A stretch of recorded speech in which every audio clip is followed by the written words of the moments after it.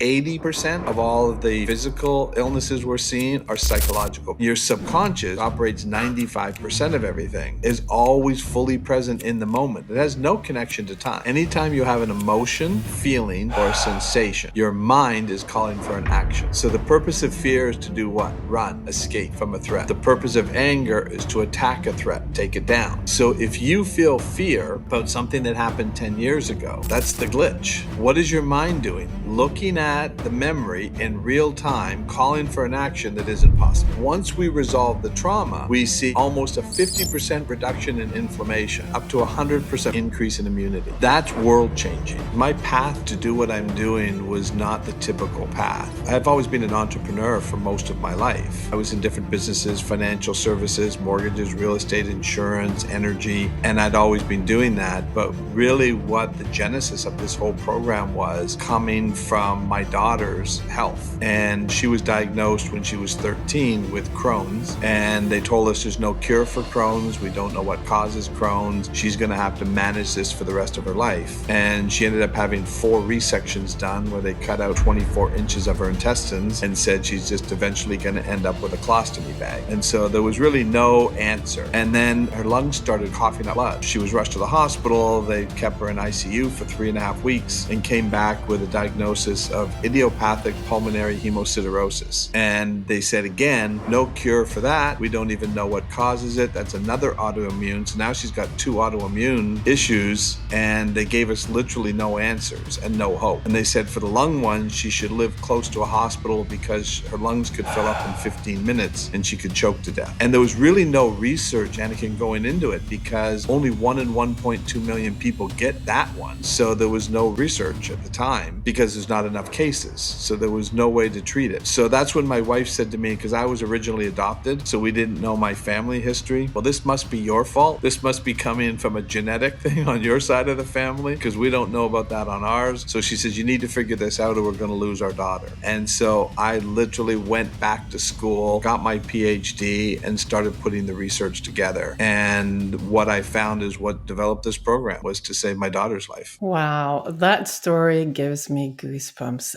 every time. So yeah, tell us about what you found when you went into the research and how this proceeded. Well, what's interesting, I think the advantage for me is being an entrepreneur, right? I always wanted questions answered.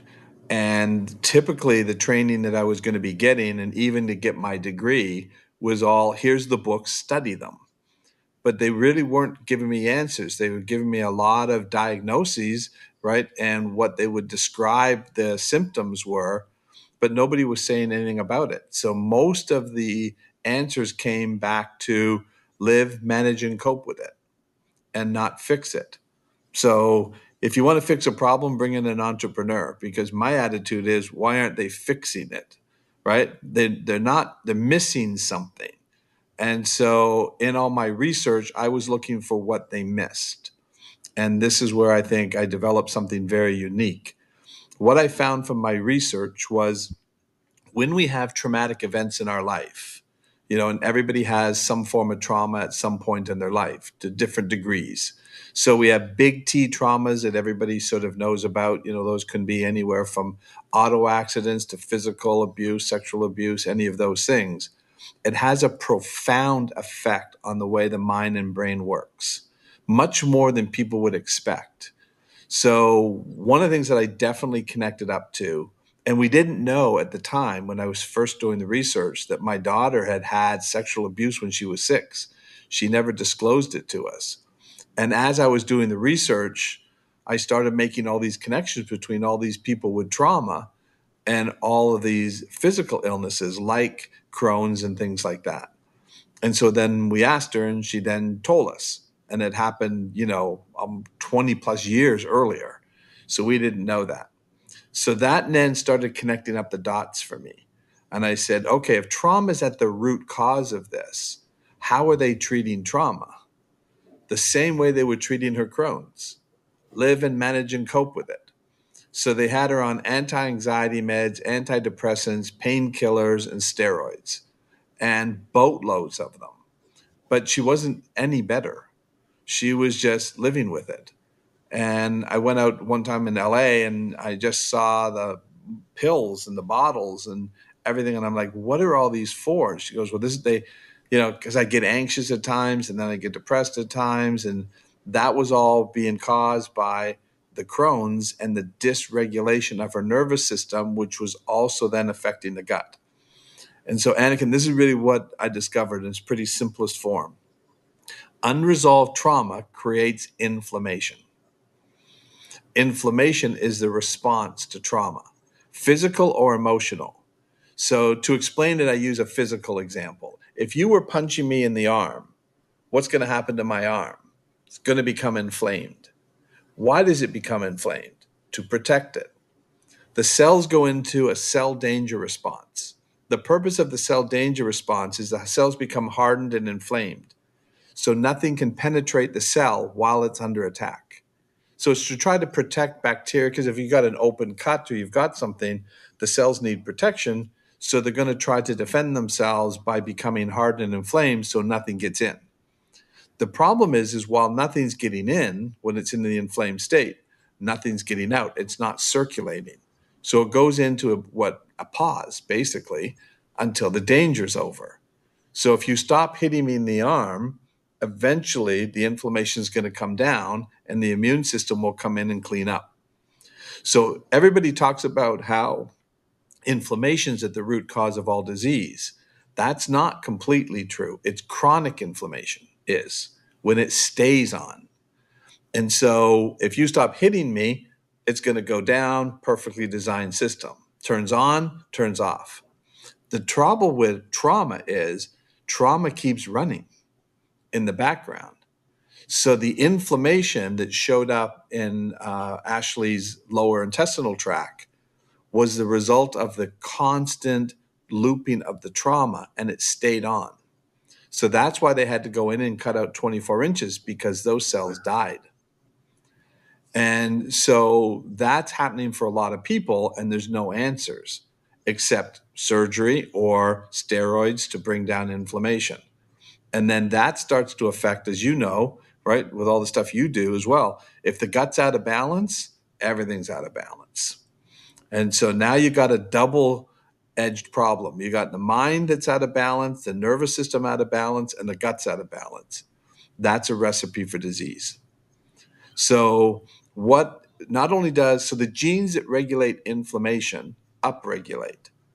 The genes that regulate the immune system downregulate. The reason it does that, it's an allocation of resources. We're in a threat zone.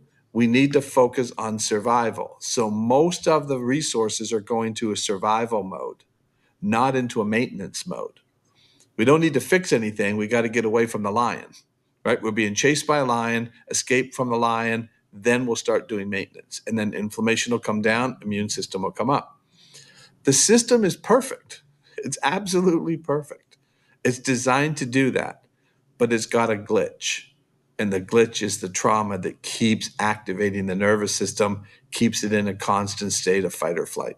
I'm amazed that you have this experience and you're running a program, you're having so much success at treating people, and still the main way we treat autoimmune diseases and mental disorders, well, they're not disorders anyway, but like everything, all the symptoms that we see people having, whether it's mental, emotional, or physical, we're still treating it with, medication. And why haven't we come further? And we have really, but they really don't understand what the problem is and how it works. What I was doing was taking the entrepreneurial approach. Okay, they're treating the symptom, right? So her Crohn's wasn't the problem. Her Crohn's was a symptom of the problem, but they focused on the symptom. So that all the focus was on, we've got to take care of this Crohn's. So we're going to put her on steroids when she has a flare up to try to bring down the inflammation. And then the cells that died, we're going to go in and cut those out and then reattach the intestines. And that's why eventually she just run out of intestines. And so they'd have to put a colostomy bag in. And she was on her way there. That's where she would have ended up. However, what they don't understand is what caused it. For example, it is a really good example. Somebody the other day told me that they're going to come in and they're going to do the program, but they were trying to sort of get off of some of their medication before they came in, and they talked to their therapist, and the therapist said, "Well, you can't come off medication. You have bipolar, right? So you will have that for the rest of your life. So you're going to be on this forever, right?" And so I asked her, I said, "So the next time you talk to your therapist, ask her this question: what causes bipolar?" And you know what they'll tell you? We don't know. So you can tell me there's no fix for it, but you can't tell me what causes it. You can't have both, right? If you don't know what causes it, then you don't know what could fix it. But you can't say it's unfixable if you don't know what causes it. Yeah. And so that's just not, and that's what they told my daughter, right? There's no cure for Crohn's. They actually said these words: we don't even know what causes Crohn's. We don't know Wow. what causes that idiopathic pulmonary hemosiderosis. It's unknown. I mean, that's the word idiopathic says exactly that. It's we don't know. And so it's a pulmonary lung issue. So everything is all about managing it. So if you don't know what causes it, isn't it possible that it's fixable? Right? And that's what I figured out is this is possible to fix. Nothing's permanent. Our system is perfectly designed to heal itself. However, it doesn't want to do maintenance and do fixes when it's in a threat mode because most of the focus is on survival, not on maintenance. And that's why people are getting sicker. So you've got high inflammation, low immunity. Neuroplasticity is also lowered. The genes that regulate neuroplasticity, neurotransmitters. You've got the perfect recipe to drive a truck of disease into, right? You've got this huge gap, and the system can't fight. So if you take, and I'll use the US because I'm in the US. So if you took the US military, greatest military in the world, right? But you spread it out over 150 countries, and then somebody attacks the United States, we're going to lose. We don't have enough defense, right? That's what's happening to people when they have trauma. They don't have the defense they need to protect themselves because the immune system is compromised, because the trauma is compromising the immune system. And then you get sick. And what do? They treat the symptom, which could be whatever you're dealing with, because the system can't fight. It's weakened. So the key is the root problem, right? The source is the trauma. I believe 80% of all of the physical illnesses we're seeing are psychological based. 20% could be physical, but I believe 80% are psychological, but they treat them all physical. Yeah, I believe the same thing, Dr. Don, and I see it again and again with my clients. There's so much emotional stress behind everything, behind diseases, and the thing is, like the story with your daughter. Okay, what happened to her was 20 plus years earlier. Do you want to tell us more about what you found when you did the research? Yeah, so what I found again was the gene disruption. So the genes, like I said, that regulate your inflammation are going to go higher, and it's supposed to be a temporary response. The genes that regulate the immune system go lower. What I found is that once we resolve the trauma, right, and I just published the first results of our study, we see almost a 50% reduction in inflammation and up to 100%, 50 to 100% increase in immunity. That's world changing. And that's all done by going through the program. So if it's a psychological issue, right, this will resolve the psychological stress. And then obviously through the program, we teach you how, right, to continue living, but we take off that 150-pound backpack of trauma because the world's going to keep coming at us, right? And we're still going to have things that can stress us out. But now you don't have the 150-pound backpack. So you've been running, right, marathons with 150 pounds on you. And then we take that off, right? It's a lot easier to run. And somebody hands you another 10 pounds of stress. This is simple to deal with. I've got that. I've got the ability and the tools now to deal with the current stuff a lot easier. Yeah. Yeah, so true. And tell us how your daughter is doing today and what happened. No Crohn's, right? No lung disorder, right? They're both gone. Now, the medical community say, well, that's impossible. Her doctor actually said, I think she was misdiagnosed. I don't think she ever had Crohn's. And we said, well, listen, like you took out 24 inches of her intestines. She's done, I don't know how many colonoscopies, how many different procedures that they put her. We got all the data to show she had Crohn's. There's no question, including all the MRIs and everything that they did. And so she definitely had Crohn's. But here's the problem, Anakin. They are trained on how to treat Crohn's. And I'm not saying that they're not smart people. They are. In order, the doctors that were looking after her were caring people. They wanted to help. They were trying their best. But how much psychological training do they get? Zero. They don't really get more than a few hours of nutritional training. And yet they're working in an area that is affected by both the nutrition and the psychological. So if all you read were the books on how to treat Crohn's, but nobody ever told you the connection between the psychological or the physical, right? You would just treat it the way they trained you. And that's the current problem with the system. And if I go into medical practice or I go to medical school, eventually they're going to ask me to go into a silo of a particular specialty.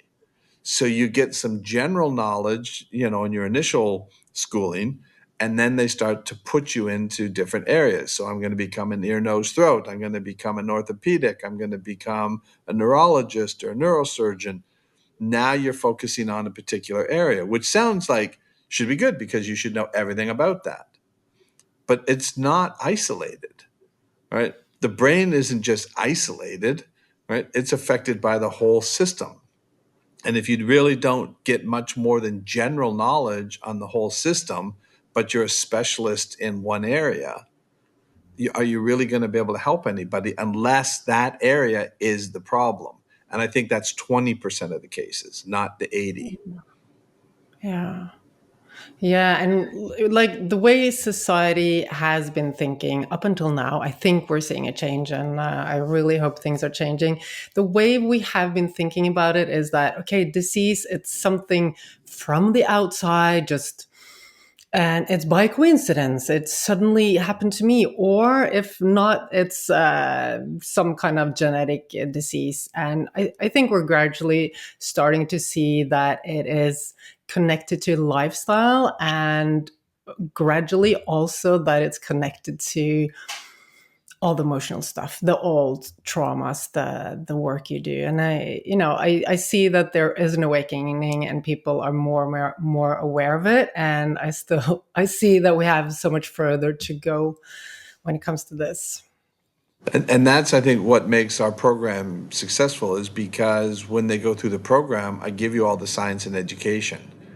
And when I basically teach everybody what I learned in a fairly, compact time. But the key is, and the reason I use the 4 or 5 hours to do the process is because I've got to get the brain and the mind into optimal condition to heal. It has been in a stress mode for so long. If I try in the first hour to start getting trauma resolved, it's going to be very hard. The system's going to resist that change. It doesn't want to make a change because it doesn't know the change is safe. So Yeah. as you start to get educated, and I say, here's how your mind works, here's how your brain's working, here's how the system works. What I hear all the time is, oh my gosh, this is making so much sense now, right? So I take the mystery out of it, right? And what I say to everybody when they come in very early on, there's nothing wrong with you and nothing wrong with your mind. Your mind is operating perfectly in the system that it's in, and chances are you've got some glitches and error messages built into your software. There's nothing wrong with your computer, nothing wrong with the software, but something's got into the software that's corrupting the way the computer's running. So let's get to the source of the virus that got in. So if you take a computer like Mac's got the best sort of protection against any kind of attacks, right? So they're sort of pride themselves on being the best. But they just don't let much in. That's why they're very protective on what you can put into the Mac computer, and they just don't let anything in. Well, our minds and brains and bodies could use that kind of protection. We don't really have it. But even if you take a computer like Mac and you say, okay, that's the best computer, why are they trying to protect anything from getting into it? Because they know the computer can't fight it. The computer doesn't want to have it in. So I say, think of your brain, the physical brain, as the computer. That's the Mac computer. The mind is the software. So your mind can get corruption, can get viruses, can get glitches built into the software, which is going to affect the computer, which is going to affect the brain. What can the brain do about it? Nothing. It needs some help. So it needs something to come in and repair the software. This is what our program's doing. You've got a great computer, right? You were built with pre-installed software, but it develops some glitches and error messages, some viruses, right, that got in, and all we have to do is go in there and reboot the system. It's really that simple. Oh, you make it sound so simple, Dr. Don. It really Okay, is. so the glitches. Tell us more about what are the glitches. How do we get those glitches? What happens? So it can happen very simply. So I talk about obviously the big T traumas, right, are going to create. So what happens is the system gets shocked, right, with a big event, something like that. Could be a car accident, could be an assault. So this is a shock to the system. So your system is going to store that new information in the software. So now you've got this event and your mind is constantly looking for more evidence that could happen again. So it's on hyper alert looking for it. So anything that looks like, sounds like, smells like that again, your system goes into the memory of that particular event, but it's stored in such high definition that it looks real. And your subconscious, which operates 95% of everything, right, is always fully present in the moment. It has no connection to time. So when it looks at a memory of something that happened 20 years ago, right, and it starts to review that data to start looking on how do I respond to the current data coming in, when it looks at the memory, when does it think the memory is happening? Now. Has to turn the system on. So the whole activation comes up, and now all of a sudden you start saying, I have post traumatic stress. I have anxiety. I'm having panic attacks. Those are all symptoms of the glitches. So when you have anxiety, depression, post traumatic stress, panic attacks, your system is telling you something's wrong. You need to fix it. But what do? Manage it. We're going to manage the messaging coming in. And so when I was speaking, I think you heard me speak at the event in Arizona in, was it December of last year? And they asked me to talk about anxiety. Wasn't it there? That's where you saw me speak? Yeah, yeah. Yeah. So what I talked about is I says, think of anxiety as an email coming into your inbox.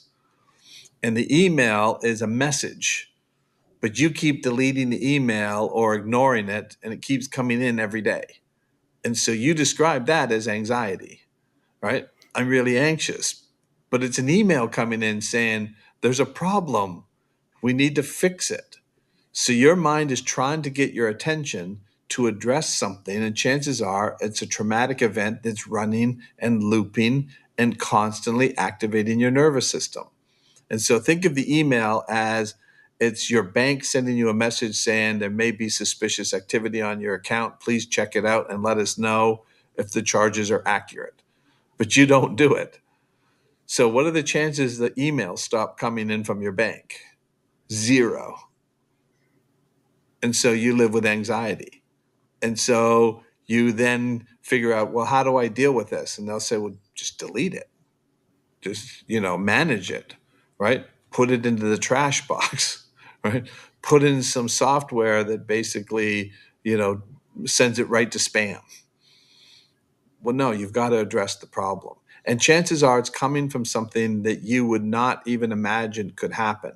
So this is generally coming a lot of times, and can we see this from childhood? So something happened in childhood that created that fear. And so a child doesn't have enough life experience to understand what is actually happening to them. So if there's a lot of stress in your home and you can't really deal with it, so you tend to just ignore those kinds of things. So like ADHD, people say, "Oh, I have ADHD." And I say, "Did you have a lot of stress in your home as a child?" And they'll say, "Oh yeah, there was a lot of stress." Now it could be intentional or unintentional. So how does a child defend themselves when they're under attack? They have no defense. So they can't run, they can't fight. So the way they protect themselves is they basically tune it out. So they literally tune out this noise. And so what are they doing? They're training their brain to ignore what they don't like. Now they're 6 years old. You send them into a school and you say, now focus on that teacher at the front. But they don't care. They don't like the teacher. They're not interested in what the teacher's talking about. So how do they deal with it? That's how they learn how to cope with the stress. And so now what do? We tell them, oh, you can't focus. You've got a problem, right? Your brain doesn't function properly. So we're going to put you on speed so that you can focus. And they put them on a medication to speed up their ability. They have to focus now. They literally turn their brains racing. And so now it makes them focus. But when kids are diagnosed with ADHD, it's actually a brilliant coping mechanism. It's how they protected themselves. All you have to do is retrain the brain. We don't have to do that. So there's a lot of things that are a lot easier to fix than people would think. And so, like anxiety, address what it is. And it could be coming from sort of an experience where you noticed your parents constantly worried about money, right? So you just saw them stressed out, fighting about money. You just heard them screaming and yelling at each other. You know, they spend too much money. The credit card bills are too high. They don't have. So you're a child. You don't even know what money is. You just know that your parents go to some machine, put in a card, money comes out, right? So their understanding of the money system is very limited. So what are they building up? A connection to stress and money. And so now they become adults and their connection to money is anxiety. And they don't even know where it's coming from. So if you don't get to that root cause, they will be dealing with those glitches for the rest of their life. Wow, that's so powerful. And I wish the whole world knew this because we live in a society where we are misdiagnosing and we are throwing out so much medication, and the health of the people is just going down. And when people understand this and know that it is actually easy to treat and we need to get to the root cause, like they're all symptoms. And Dr. Dunn, what I experienced, because I don't work with anxiety and big T trauma, those are not the things I do. And that's especially why I wanted to have you on the show, because I know that you do a lot of work with this and have so much success. And what I see, and I keep referring people to you also, so I don't know. I have That's friends with great. Crohn's and people with anxiety. I'm like, check out his stuff. So what I see is that people are so afraid of anxiety. They're so afraid of all those, let's say all the negative emotions. And in periods where maybe the anxiety is stronger, they're like, okay, something is wrong and I need to manage. It's just like you're saying, it needs to be managed. I need to control it. I need some medication. And, and doctors, they don't know what to do with it. People don't know how to deal with it because they don't know where it comes from. It's like, they think like it's something wrong with their mind. People think something wrong with them and they're so afraid. And and they're doing whatever they can to escape from these feelings, really. So true.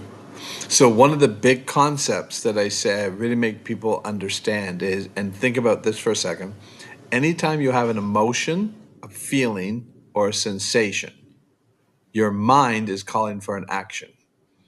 The software program is sending a message that we need an action.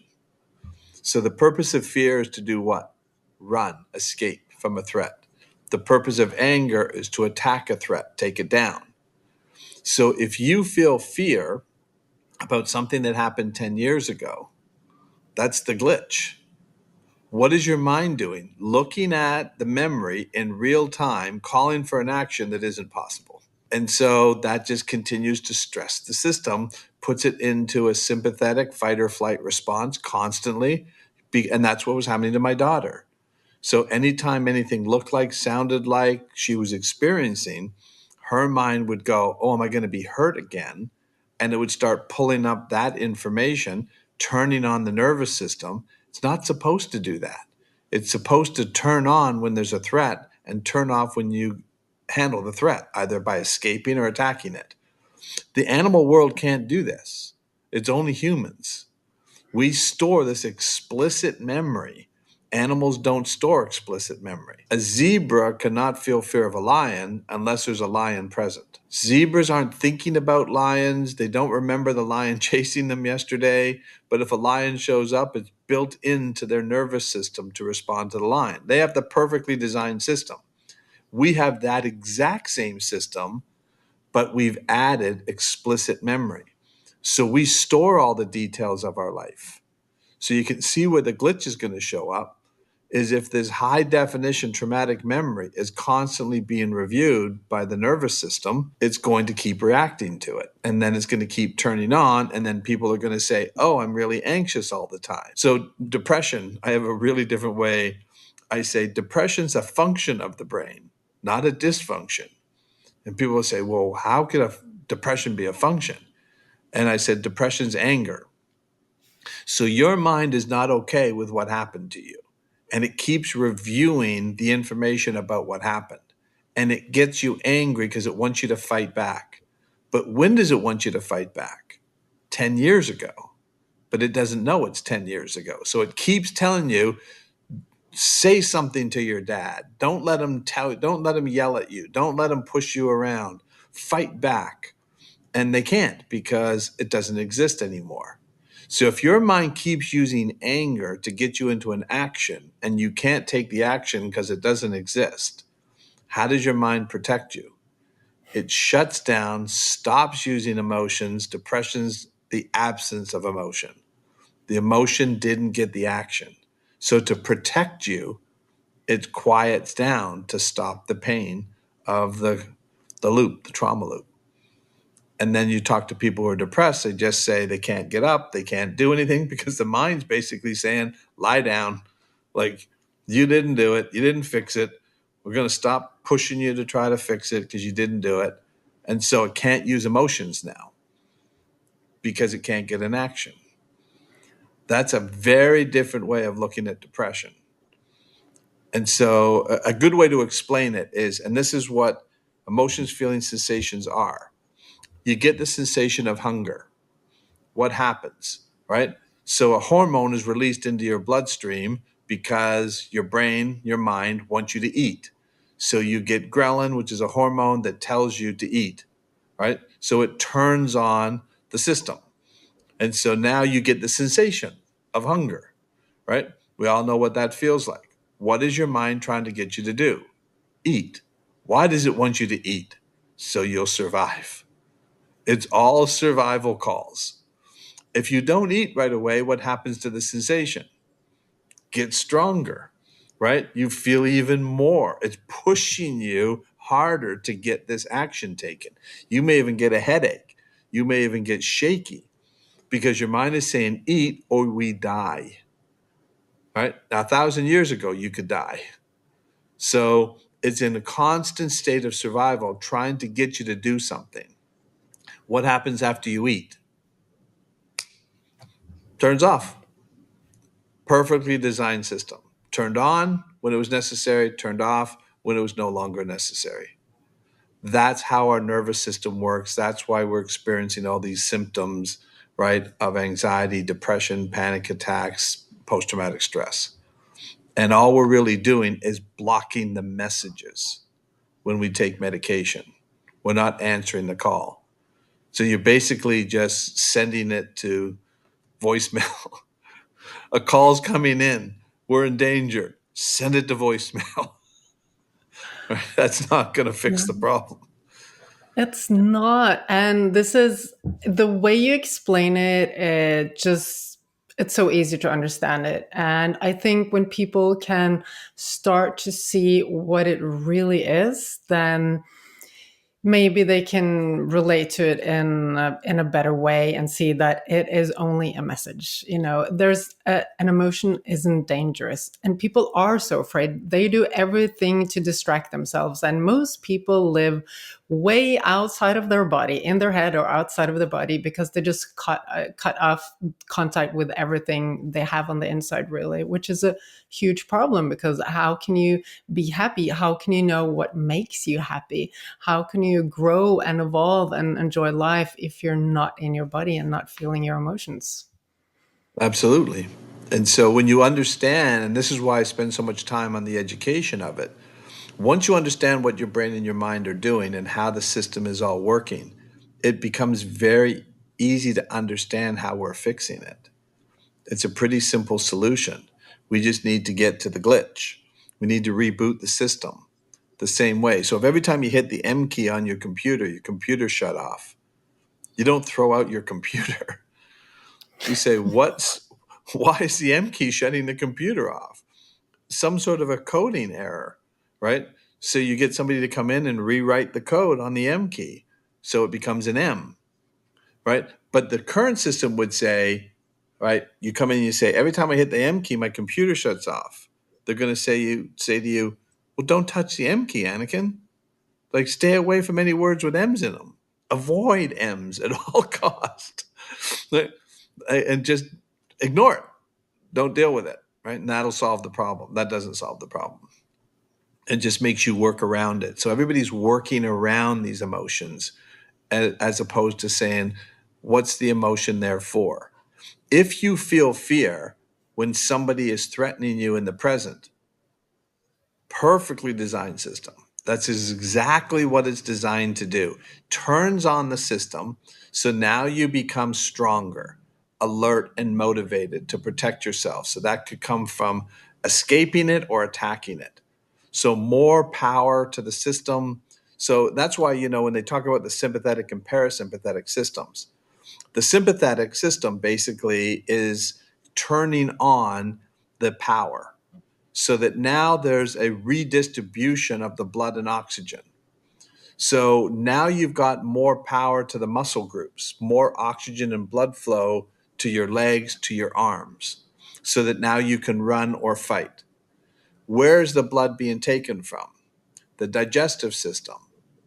So, because it's not important to digest this food that you just ate, so that's why when people get nervous or scared, they feel like they have to go to the bathroom because the system is saying, dump it.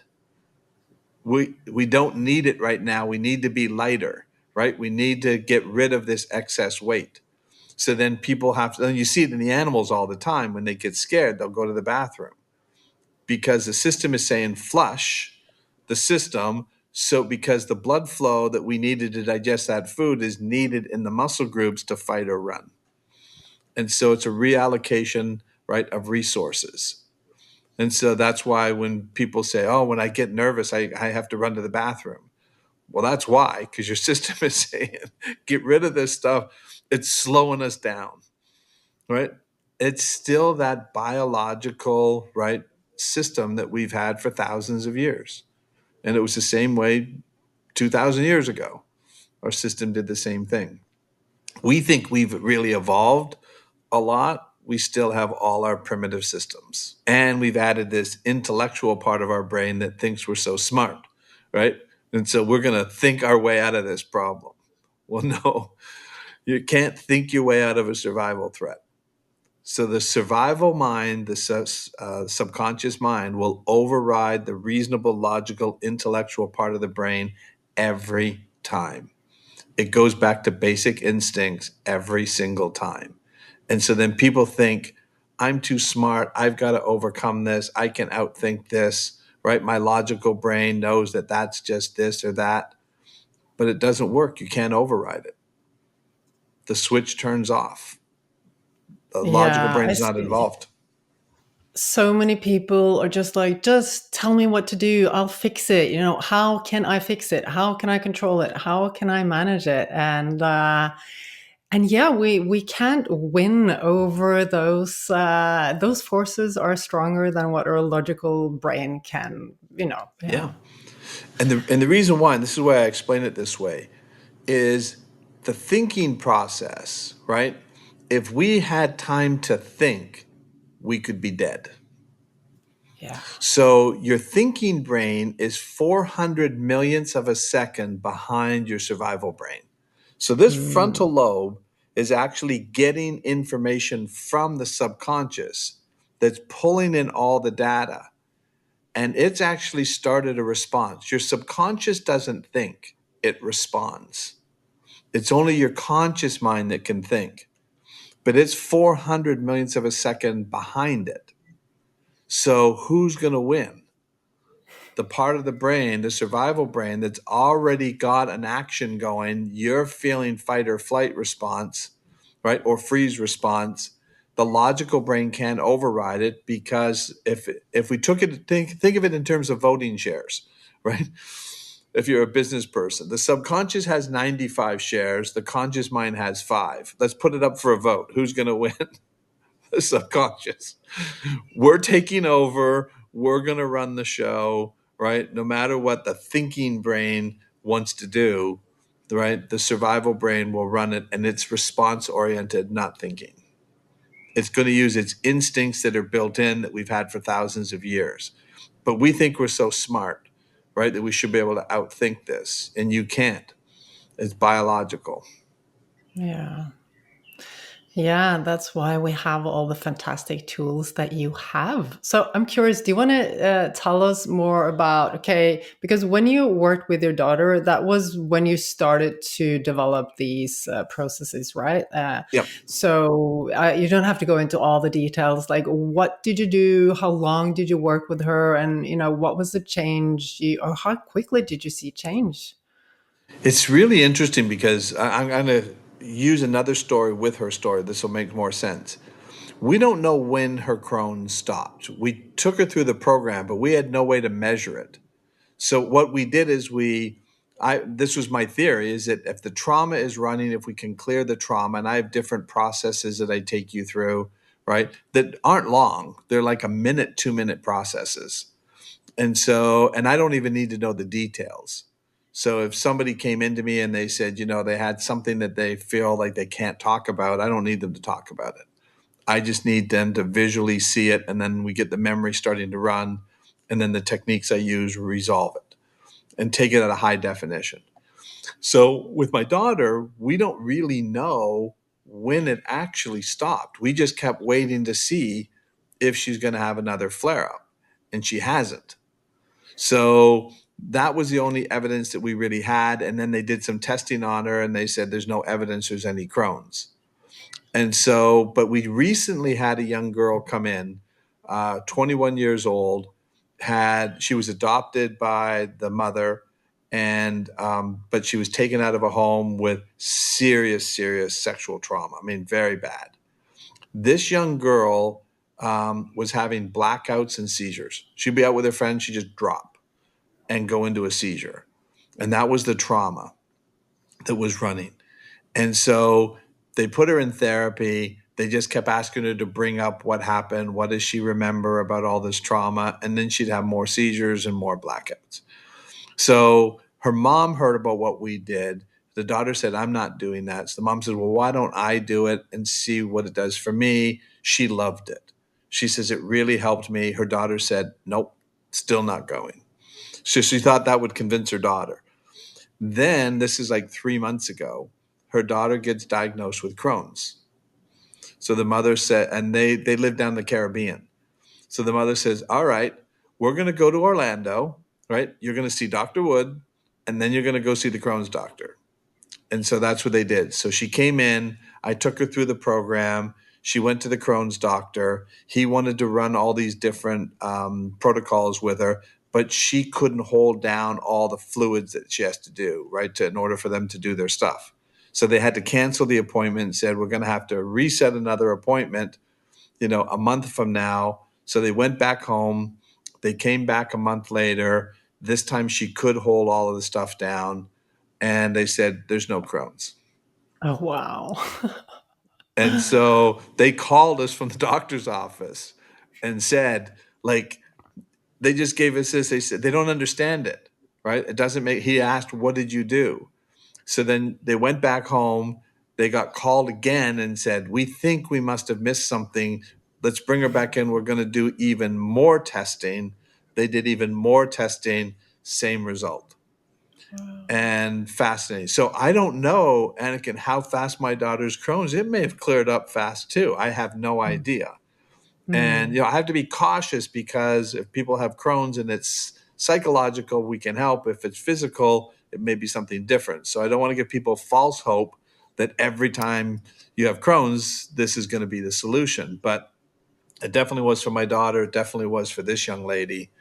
And what was really interesting is her trauma was so severe. Like I said, having blackouts and having that. They called us up one day. I happened to be here. I was working with somebody on a Sunday, and they came into my office and they said, "Can you speak to her and her mom? She has a question. She needs to ask you something." I said, "Okay." So I get her on the phone and she says, "Am I losing all my memory?" And I said, "Why?" And she says, "I've lived my entire life with this constant pressure and it's gone. And I try to think about it and I can't even think about it now." She goes, "Is all my memory?" It scared her because she said, "I've lived with this every day and all of a sudden it's gone." And that scared her and I said, "Well, that's what we're going for." We don't want it on your mind every day. But if you had lived with that every single day as long as you could remember, and then you don't experience it, it was such a huge shift that it actually scared her that there was something wrong. Pretty cool. Wow. Wow, that story Yeah. almost made me cry. It's imagine how many people who are struggling. And of course, this case was a big T trauma. Your daughter also. And what about It was all a the other big T. people Yeah. who've, yeah. So, uh, all the other people who haven't experienced the big T trauma, and tell us more about, how small T trauma, or what you normally call it, emotional concussions, right? Emotional concussions. I like emotional Yeah, concussions better, right? Because you I got like bumped. that. That could Yeah. be a teacher that told you you're stupid or embarrassed you in front of the class. That happened to my wife. She was brought up in front of the class and the teacher started firing multiplication questions at her and she froze. And so when she told me that story, this is before I'd ever developed the program, she told me that story, she was sobbing. And what she learned from that experience is, I'm stupid. That was what she said. Now, I don't know if the teacher was deliberately doing that. I doubt it, but you never know. But at the same time, a child doesn't have enough life experience, right? Because she sees all the people, right, laughing at her. And so what does she assume? I'm stupid. But it's just, she just froze. So then, if you had asked my wife to go up in front of a group of people and talk, not a chance. Never. That emotional concussion would rise up when you said, go up and stand up on that stage and talk to people. Immediately, that experience would come up and say, oh, I'm not going up there and getting laughed at again. And so, this is the thing that's really interesting. When people say to me, I sabotage myself, I say it's impossible. You can't sabotage yourself. Your brain's protecting you, your mind's protecting you. It's not trying to sabotage you, it's trying to protect you. So it was trying to avoid the pain, trying to avoid the shame and embarrassment or whatever it was, or the physical pain that you got injured. That's not sabotage, that's protection. But people will say, right, and I'm sure you do with a lot of successful people, they'll say, oh, I keep doing these things to keep sabotaging my career, sabotaging my relationship, or whatever. You're not being sabotaged, you're being protected, because it's looking at old information saying, avoid that direction and we'll move you in another direction. I've got all kinds of examples of people who have experienced those emotional concussions and they wouldn't consider them traumas. So, on the business side, I've told this story before. I don't know if you've heard this one, but it's a really good one to illustrate it. A guy who's trading stocks, options, derivatives, he's a trader, has been for years, makes about $2 million a year, pretty good living. But he said that he came in and he goes, I sabotaged myself in the fourth quarter. I said, tell me what you mean. He says, well, every time I get to the fourth quarter, he says, my anxiety goes through the roof. He says, I just can't go into the office. I make excuses. I go on vacations. I go play golf, anything to stop going in the office. He says, it's overwhelming, debilitating anxiety. And he says, and I leave everything to my partners and they have to take care of everything. So we go back and say, what was your childhood like? What was everything going on? Where is it? Where's this coming in from? He goes, I have a great childhood. He says, my father's my hero. He's my mentor. And he says, and he's the most resilient man I've ever met. And so then I hear that and I say, all right, so tell me about resiliency. What does that mean? He says, oh, well, he went bankrupt 4 times. And he says, we would be flying in private jets. He says, and then in the middle of the night, my father would wake us up. We'd have to get in the car and leave because we're getting evicted in the morning. And then we'd be back in private jets. Then we'd be evicted. And back 4 times. So what was his mind trying to do? Stop him from losing the 2 million, because he'd get right back into January and take off again. So the fourth quarter in the stock market is very dangerous, right? It's when things people are it's the most volatile period. So his mind was protecting them, not sabotaging them. Does that make sense? Wow. Oh, so much. And I think also for all the listeners, it's so clear. There's always a reason behind what we are feeling, experiencing, our patterns, what we're doing.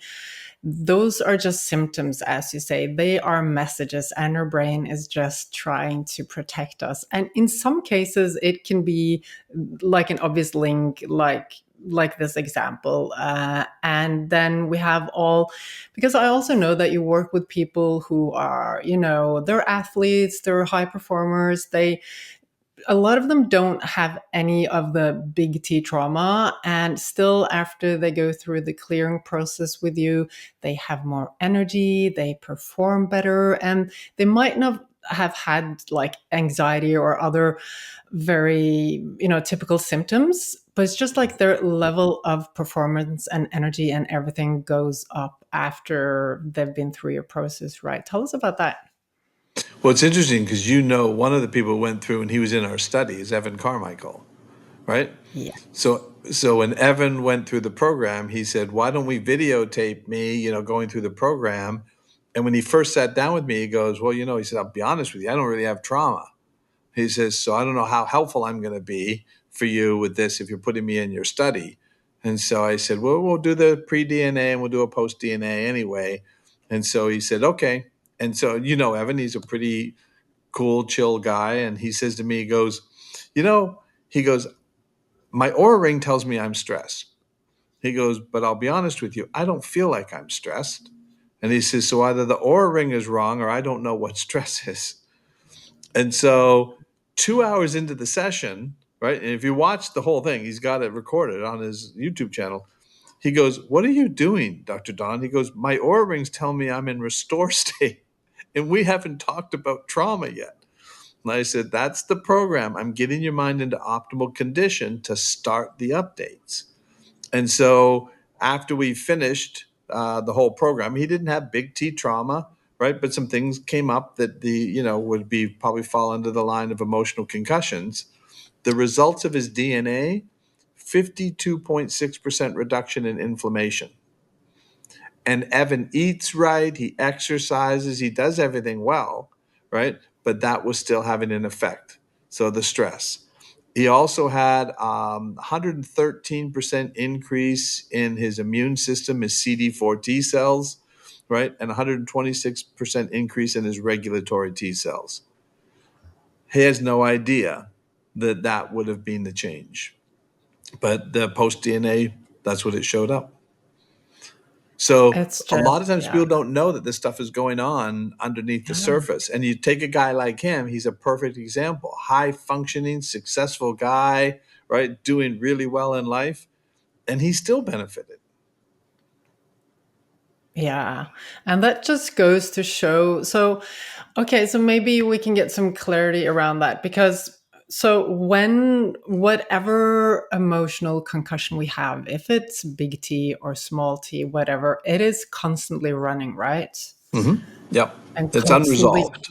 yeah, it's unresolved. So for people with big T trauma, it can manifest as, anxiety and just like really dysregulated nervous system and all of that stuff. And for a person like Evan, who's a high performer, had a happy childhood, everything is fine, he doesn't really notice it, but he noticed the difference after you clear his mind and take him through the process.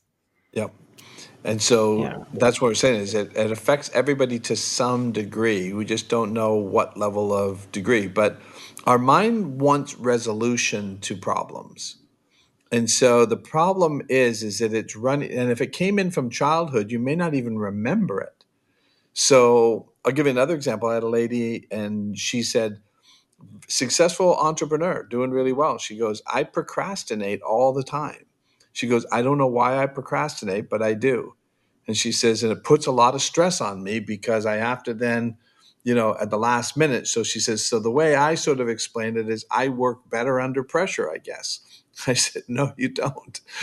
We don't work better under pressure. I said, but that's the way she sort of sells it. I'm not a procrastinator. I'm just really good with pressure. And so, where it came back from, interestingly enough, is that when she was a child, right, her mother was the principal at the school. And so, every time she had homework, her mother at nighttime would say, bring me your homework, let me check it.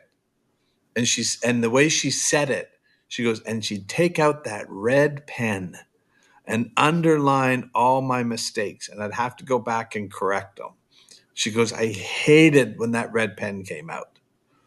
So, what had her mind done is if mom doesn't have time to check my homework, I get through. I don't face that. Right now, her mom's not trying to hurt her, her mom's trying to help her. But she took it personally that it was criticism. You keep making it because this authority figure in her life kept telling her, you're messing up. That's the way she interpreted the red pen. So the way to protect herself was to procrastinate, put it off. Don't give people time to critique my work. They just have to accept it. And so that was where the procrastination was coming in from. Now, was her mother deliberately trying to do that? No. So her mother was trying to help her. But sometimes it's deliberate where you have this constant put down. I had this one lady I went in to see, and she was the manager of a room that did phone services. They handled like customer service and phones, and she was doing a really good job. They really liked her, but they said because we did a number of the people in the business, and so when I first sat down with her, I come in, I sit down, we close the door, and Anakin, she put her head in her hands and she says, "I'm ugly. Everybody knows I'm ugly." And so I said to her, I said, well, I don't think you're ugly. So tell me where she goes, I am. And it's obvious. I'm ugly. When she was a child, her mother obviously had a mental illness, right? The father didn't know. The father traveled a lot and I guess didn't see. So her and her sister, she says she would brush our hair at night and she would take the hairbrush and keep hitting us on the head saying, you're so ugly. You're so ugly. You're so stupid. And never do it when the father was around. So the father what didn't really notice it, or maybe who knows, but that was the way she saw it. The father was oblivious to it all, but the mother was abusing them when the father wasn't there. The sister, um, and this is pretty graphic. I don't know if we want to get into this, but the sister ended up committing suicide years later and had all kinds of mental health issues. She was struggling, right, with all of this, but she was a little more high functioning. And so she had children and grandchildren. And so, anyway, as I take her through the program, she's starting to feel relief, right? And so, anyway, she goes out and she says, let me show you my desk. We had a break. She says, let me show you my desk. And she's got pictures of her children and grandchildren, right? She's not in any of the pictures. Wow. The family events, she's not in any of the pictures. She says, if they ask me to be in a picture, I always ask to be on the end because then I cut myself out. She says, if I walk into a bathroom, I can't look in the mirror and brush my hair or put makeup on because I see ugly. And so, what was so beautiful about the story, the reason I'm telling this story is after we finish the whole session, she's feeling so much better. She goes walking out, she passes her boss, and this is what she said to her: I'm not ugly. And her boss has no idea what she's talking about. And he goes, okay. He's like shocked, like, what did she just tell me that for? And then this is right before Christmas, and she sends me a message saying, I'm out going to Christmas parties. She says, thank you, you're my angel. And she Wow. didn't feel ugly. She was dressing up and going out and participating, right? But look at the power of what that messaging early on. And she was like 60. So she wasn't young. So for all those years, she was dealing with that. Wow. So it's a heartbreaking and story, and it's full of hope and promise, because a lot of people are like, okay, I'm so old, it's too late to change, and I'm like, you can always change, and this just gives so much hope to everybody who is struggling with something. And as you say, all the everything is just all the emotions, all our patterns, everything is, it's just symptoms, and it is our mind trying to tell us something, and And it's a protect glitch. us. Yeah, and we can fix it. It's so exciting, Dr. Don. Well, the other thing too is neuroplasticity. How many times, right, have we heard that the brain stops being able, the plasticity goes down as we get older? That is not true. So I'm just publishing another study where we took people, the youngest was 15, the oldest was 63, and we took them through the whole process. The average increase amongst the entire group on neuroplasticity was 45.6%. Massive amount. And our person who was 63, I think she had 52% increase in neuroplasticity. So our systems are designed to heal, our bodies are designed to heal, our minds are designed to heal. The key is to get it into optimal condition so it can start the healing process. As long as it's in a stress mode, it does minimal maintenance. So you've got to get it into that calm state, and then it will start doing its updates. Yeah, and getting it into the calm state, people are like, okay, I just need to meditate or do yoga, and it's not going to help, right? No, it'll temporarily make you feel better, but it's not going to fix the problem. So it's like having a broken leg and getting a shot of morphine, right? You Yeah. go, wow, I don't feel any pain now, right? So it's okay to get the relief, but if you want the long term relief, you've got to get to the source, and it's the Yeah. code that got built. Yeah. So interesting. And the mind is designed to heal. The body is designed to heal. And when we give the mind the tools, when we clear the trauma, then the patterns will be reset. Is that a correct way of saying it? Yeah, because I talk about that as code. So the trauma is the information, right? The memory that's running. And then we build habits or behaviors. I call them codes, right? So once we get the trauma reset, then we have audios that you listen to every day, right? For the next 30 days. People stay on them for years, they like them. But the idea behind that is to create this constant sense of safety. And what do you want to change now? What habits and behaviors or codes would be beneficial? And so it's easy to make those changes to those habits and behaviors when there's no threat coming back in about, no, I'm not good enough, I'm not smart enough, I'm not pretty enough, all of those things that got built from the trauma. If you're interested in learning more about how your brain works, how your subconscious works, and how you can reprogram all that old emotional stress, click subscribe and follow for more.